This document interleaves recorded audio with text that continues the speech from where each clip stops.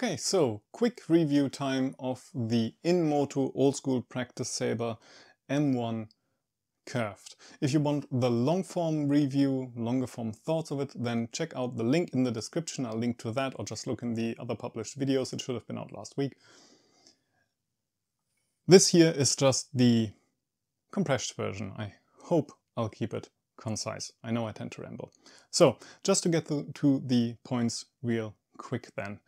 Generally, there are many things I like about this saber. It is, just to cut to the chase, something that I would recommend, that I would have no problem with my pupils getting for Hutton. Now personally, this is the heavier, of course. The M2 is the lighter variant that I also reviewed before. You can check those. I'll also link to those in the description. And in a way, I'm a bit in an awkward middle position, because the light one there is a bit too light for what I like to do with Hutton. This one is a bit too heavy for what I like to do with Hutton. This one weighs in at 808 gram, or if you put the lead weight into the black grip, if you get that, then it's 836 grams with a POB of 10.5 or 9.5 centimeters. Now that is not bad, that isn't terrible. It's not that it feels dead in the hand or anything, but it is a bit heavier than I would personally like it to be for doing light infantry saber after Hutton. Paul seems to think so too, because in a conversation he mentioned that he would actually also like to have it a bit lighter. So if you think this is too heavy, then maybe it's worth checking back with Paul, because if there's a second batch, maybe it will be a bit lighter. That being said, it being heavy-ish, heavier than I would thought it to be just looking at it, doesn't mean it is heavy as in bad, really. I can fence Hutton with this absolutely fine. One thing is that it sometimes feels a bit like cheating, because with a blade or an overall length of 104 centimeters, length of the blade being 87.5 centimeters, it's longer than my other sabers and longer than the other sabers in my club, and leg shots get relatively easy with it. It sometimes feels a bit like cheating, but you know, you use what you have. I really like the blade geometry that it has. That is definitely something I like. Parrying with it feels really nice, because this is a proper and good fort. Look in the longer review for the stats, or down in the description really. But just naming out the measurement points doesn't really do it justice. It has a nice flex. It's not wobbly, but it does have a good flex. I certainly haven't heard any complaints from people, or complained myself, because I've also had others use it against me, of course.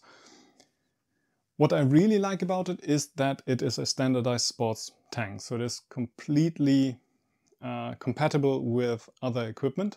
And there's also other things that you find, 3D printed grips, for example, because I generally like the shape of this grip, but I do not like that the back is so rounded for what I do. In Hutton, I put the thumb on the back of the saber, and it isn't as much of a problem with the lighter one, but it has a curved back, and with the stronger forces that you get when using this saber here, that means that it is sometimes rather easy, especially when you get a bit tired, to have your thumb slip.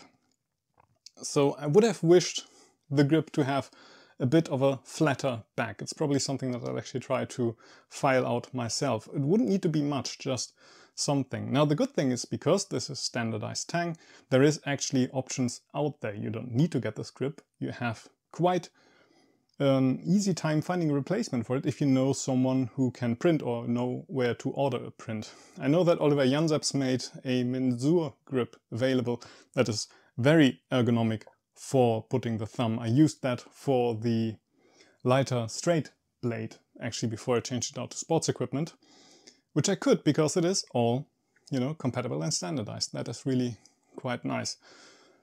If you think that on a heavy blade like this, the tang might be a bit thin, really, I don't think you need to worry about this. This is really quite solid. It's not a rat tail tang. It's not cheaply welded on. It's all part of the blade, and I have had no problem so far, and I do not see any problem. If anything should happen, I will let you know, but this is not a rat tail. It's just thin, but it is absolutely made to withstand the forces that you will put on it when using it in fencing. So all in all, I really like the Sabre. It's a bit heavier than I ideally would like it to be, but maybe there's options regarding that in the future. I like it's interchangeable, I like the flex, I like the optics, I like the blade geometry. So from my side, definitely thumbs up if that is what you're looking for. If you want a lighter one, there's also the option for that with the M2. So cheers!